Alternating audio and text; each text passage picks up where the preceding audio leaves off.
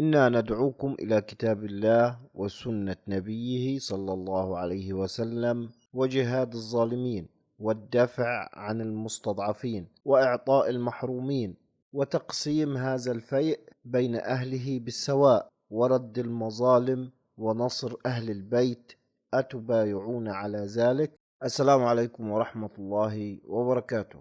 كانت هذه الكلمات هي كلمات زيد بن علي زين العابدين بن الحسين بن علي بن أبي طالب حين خرج على هشام بن عبد الملك، فبايع من خرج معه على هذه الأسس وعلى هذه القواعد. وزيد بن علي من أئمة أهل البيت، وهو زيد بن علي زين العابدين ابن الحسين ابن علي ابن أبي طالب، يكنى أبا الحسين، وأخوه محمد الباقر وعبد الله الباهر وعمر وعلي والحسن والحسين الأكبر والحسين الأصغر. وقد روى رضي الله عنه عن أبيه زين العابدين وأخيه الباقر وعن عروة ابن الزبير، وروى عنه ابن أخيه جعفر بن محمد وشعبة وفضيل بن مرزوق والمطلب ابن زياد وسعيد بن خسيم وابن أبي الزناد. وكان ذا علم وجلالة وصلاح وتقوى وعبادة. ولد رضي الله عنه بالمدينة المنورة بعد طلوع الفجر سنة 66 أو 67 من الهجرة، وكانت أمه أم ولد. روى عمر الجعفري قال: كنت أدمن الحج فأمر على علي بن الحسين علي زين العابدين فأسلم عليه، وفي بعض حججي غدوت عليه في المدينة فسلمت عليه وكان وجهه مشرق. قال: فقلت له: ما بك؟ قال: جاءني رسول الله صلى الله عليه وسلم في ليلتي هذه فأخذ بيدي وأدخلني الجنة وزوجني حوراء فواقعتها فعلقت أي حملت منه، فصاح بي رسول الله صلى الله عليه وسلم: يا علي بن الحسين سم المولود منها زيدا. فما قمنا من مجلسه مجلس علي بن الحسين حتى أرسل إليه المختار الثقفي بأم زيد، أرسلها هدية إليه وكان قد اشتراها ب30,000. ثم عدت بعد وقت ومررت على علي بن الحسين لأسلم عليه، فأخرج زيدا على كتفه الأيسر وله 3 أشهر وهو يتلو هذه الآية ويشير بيده إلى زيد: هذا تأويل رؤياي من قبل قد جعلها ربي حقا. وقد روى القصة أكثر من واحد. وقد جاء حديث عن حذيفة بن اليمان أن النبي صلى الله عليه وسلم نظر إلى زيد بن حارثة فقال: المظلوم من أهل بيتي سمي هذا، أي اسمه كاسم زيد، والمقتول في الله والمصلوب سمي هذا، وأشار إلى زيد بن حارثة. ثم قال: أدنوا مني يا زيد زادك الله حبا عندي، فأنت سمي الحبيب من ولدي. وقد تسمى بعده كثيرا من آل البيت رضوان الله عليهم باسم زيد تشبها بزيد ابن علي زين العابدين. كان لعلي الرضا أخا أصغر منه كان اسمه زيد أيضا، وقد خرج على المأمون، وكان المأمون قد بايع لعلي الرضا بولاية العهد من بعده. فلما خرج أخو علي الرضا قال له المأمون: يا أبا الحسن، لئن خرج أخوك وفعل ما فعل فقد خرج قبله زيد ابن علي فقتل، ولولا مكانك مني لقتلته، فليس ما أتاه بصغير. فقال له: يا أمير المؤمنين، لا تقس أخي زيدا بزيد ابن علي، فإنه كان من علماء أمة محمد صلى الله عليه وسلم، فغضب لله عز وجل فجاهد أعداءه، وكان مشهورا بذي الدمعة من رقة قلبه وقرب دمعته وتحنان قلبه وقرب دمعته، وكان يلقب زيد الأزياد، وكان يكنى بأبا الحسين، وكان نقش خاتمه الخاتم الذي اتخذه للملك: اصبر تؤجر، اصدق تنجو.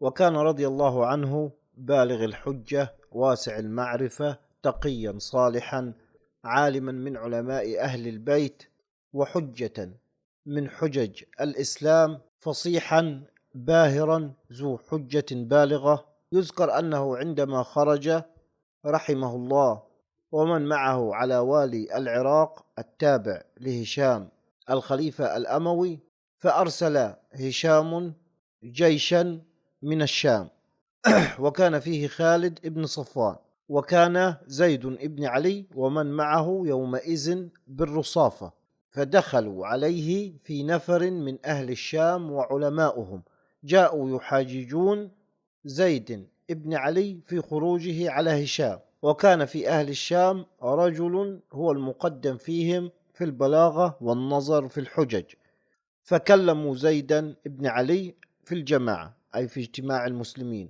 وقالوا له إن الله مع الجماعة، وإن أهل الجماعة حجة الله على خلقه، وأن أهل القلة هم أهل البدع والضلالة. فقام زيد بن علي فحمد الله وأثنى عليه وصلى على محمد صلى الله عليه وسلم وعلى آله، وتكلم بكلام ما سمعت قرشيا ولا عربيا أبلغ موعظة ولا أظهر حجة ولا أفصح لهجة منه. ثم أخرج كتابا قاله في الجماعة والقلة، ذكر فيه من كتاب الله ما يذم الكثير ويمدح القلة، وأن القليل في الطاعة هم أهل الجماعة والكثير في المعصية هم أهل البدع.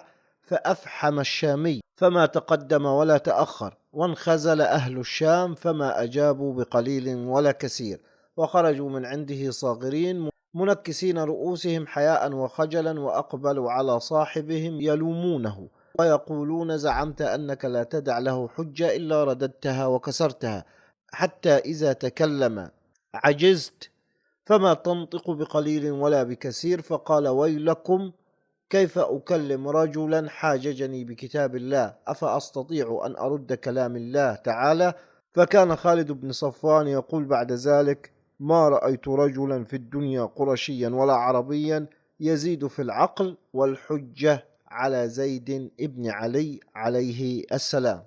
وكان عليه السلام الزاهد العابد العالم. قال أبو الجارود قدمت المدينة المنورة فجعلت كلما أسأل عن زيد قيل لي أتريد حليف القرآن؟ أتريد اسطوانة المسجد؟ وكانت تلك ألقابه من كثرة صلاته. ولما سئل عنه أبو حنيفة النعمان قال هو حليف القرآن منقطع القرين، وهو عند الفخري والذهبي والشلبنجي وأحمد بن حميد، هو من كبار الصلحاء وأعاظم أهل البيت عبادة وزهدا وورعا ودينا وخضوعا وخشية لله عز وجل. قال محمد ابن علي الخزاز الرازي في كفاية الأثر مرويا عن يحيى ابن زيد ابن علي رضي الله عنه في كلامه للمتوكل يا عبد الله إني أخبرك عن أبي وزهده وعبادته، إنه كان يصلي الفريضة ثم يصلي ما شاء الله ثم يقوم على قدميه يدعو الله إلى الفجر، يتضرع له ويبكي بدموع جارية حتى يطلع الفجر، فإذا طلع الفجر قام وصلى الفريضة ثم جلس للتعقيب إلى أن يتعالى النهار، ثم يقوم في حاجته ساعة، فإذا كان قرب الزوال قعد في مصلاه سبح الله ومجده إلى وقت الصلاة، وقام فصلى الأولى وجلس هنية، ثم قام إلى صلاة العصر، ثم يجلس في عقبه ساعة، ثم يسجد سجدة، فإذا غابت الشمس صلى المغرب والعتمة. وسئل عن صيامه قال كان يصوم في السنة 3 أشهر وفي الشهر 3 أيام، وكان يفتي الناس في أمور دينهم. روى الحافظ ابن عساكر عن عبيد ابن محمد بن علي أنه كان من دعاء زيد بن علي عليه السلام قوله اللهم إني أسألك سلوا عن الدنيا وبغضا لها ولأهلها، فإن خيرها زهيد وشرها عتيد وجمعها ينفذ وصفوها يرنق وجديدها يخلق وخيرها ينكد وما فات منها حسرة وما أصيب منها فتنة إلا من نالته منك عصمة، أسألك اللهم العصمة منها ولا تجعلنا كمن رضي بها واطمأن إليها، فإن من أمنها خانته ومن اطمأن إليها فجعته. وكان رضي الله عنه يقول الشعر، وكان مما قاله ما رده على هشام في مقر الخلافة، قال له مهلا بني عمنا عن نحت إسلتنا، سيروا رويدا كما كنتم تسيرون، لا تطمعوا أن تهينونا ونكرمكم وأن نكف الأذى عنكم وتؤذونا، الله يعلم أننا لا نحبكم ولا نلومكم ولا نلومكم إلا تحبون، كل امرئ مولع في بغض صاحبه، فنحمد الله نقلوكم وتقلون. وكان رضي الله عنه بطلا مهابا فارسا مقداما لا يشق له غبار كآل البيت جميعا، فكلهم كانوا على هذه الطريقة، كلهم كانوا فرسان، وكأنهم أنشئوا على ذلك وخلقوا على ذلك. يقول عليه السلام: السيف يعرف عزمي عند هبته، والرمح بي خبر، والله لي وزر، إنا لنأمل ما كانت أوائلنا، من قبل تأمله إن ساعد القدر. وكان قد أخبر النبي صلى الله عليه وسلم عن أحداث تحدث لأبنائه ولذريته، وكان مما أخبر به صلى الله عليه وسلم ما أخبر به عن زيد المصلوب بموضع الكناسة بالعراق بالكوفة. وجاء في كتاب المنهاج وهداية الراغبين عن أنس أن رسول الله صلى الله عليه وسلم قال: يقتل رجل من ولدي يقال له زيد بموضع يعرف بالكناسة، يدعو إلى الحق ويتبعه كل مؤمن. وعن علي عليه السلام أنه وقف في الموضع الذي صلب فيه زيد ابن علي ومعه أصحابه، فبكى وبكى أصحابه، فقالوا له: ما الذي أبكاك؟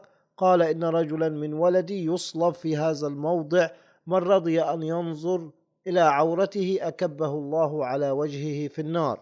وذكر في كتاب مقاتل الطالبيين عن خالد مولى آل الزبير قال: كنا عند علي ابن الحسين علي زين العابدين، فدعا ابنا له يقال له زيد، فوقع زيد فشج وجهه وسال الدم منه، فكان يقول له أبيه أي علي زين العابدين: أعيذك بالله أن تكون زيدا المصلوب بالكناسة، من نظر إلى عورته متعمدا أصلى الله وجهه بالنار.